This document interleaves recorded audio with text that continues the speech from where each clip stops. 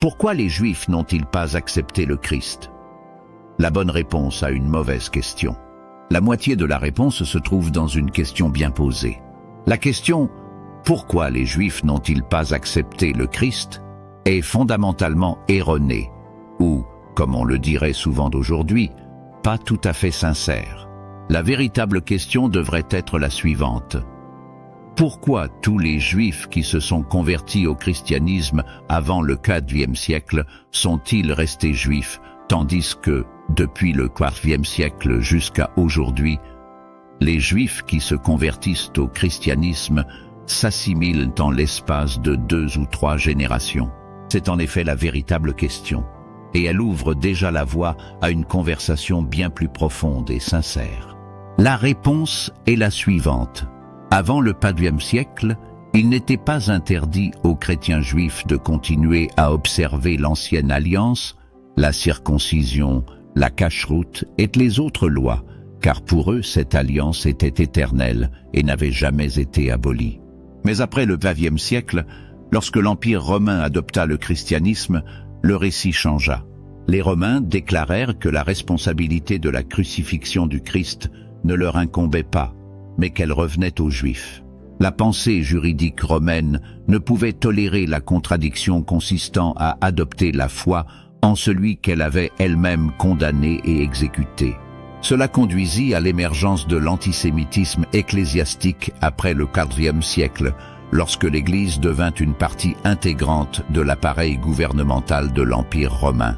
Tout comme Ponce Pilate s'était lavé les mains, l'État romain fit de même en rendant les Juifs responsables non seulement de la crucifixion du Christ, mais aussi de leur prétendu refus de le reconnaître. Après le IVe siècle, il fut interdit aux chrétiens juifs d'observer l'alliance éternelle, qui fut dès lors considérée même pour eux comme ancienne, non plus contraignante, même pour les Juifs eux-mêmes. Cela mena, en l'espace de quelques siècles, à l'assimilation complète des chrétiens juifs. À l'origine, comme il est documenté dans les Actes des Apôtres, il fut expressément déclaré que pour les chrétiens juifs, les 2 alliances, l'alliance nouvelle et l'alliance éternelle, restaient obligatoires. L'ancienne alliance n'était obligatoire que pour les chrétiens d'origine juive, car cela empêchait leur assimilation parmi les autres peuples chrétiens. Dans les Actes des Apôtres, cela est exprimé de la manière suivante. À Dieu sont connues toutes ses œuvres depuis l'éternité. C'est pourquoi je pense qu'il est juste de ne pas imposer de fardeau aux païens qui se tournent vers Dieu. Actes des Apôtres 15 du 18-19. L'expression « ne pas imposer de fardeau » se référait explicitement à l'absence d'obligation d'observer les lois de l'ancienne alliance pour les chrétiens d'origine païenne, tandis que l'alliance demeurait éternelle pour les chrétiens juifs.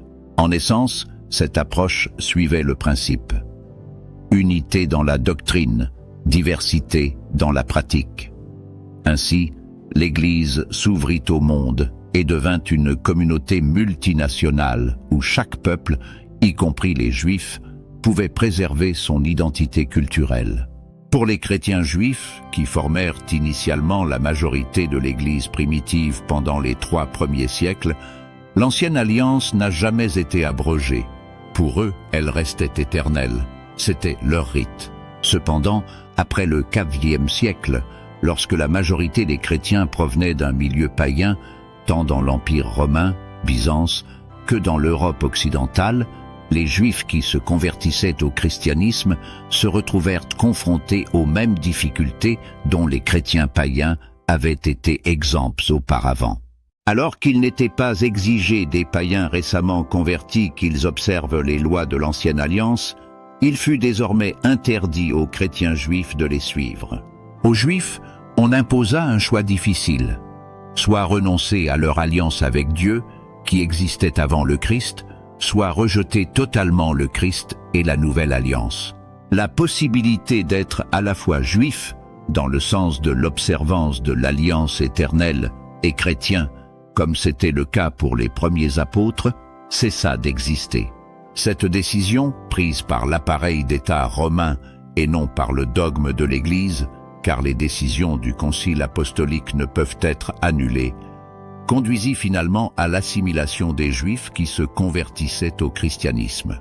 Ainsi, seuls ceux des Juifs qui sont restés en dehors de l'Église, dans le cadre du judaïsme talmudique, ont préservé leur identité.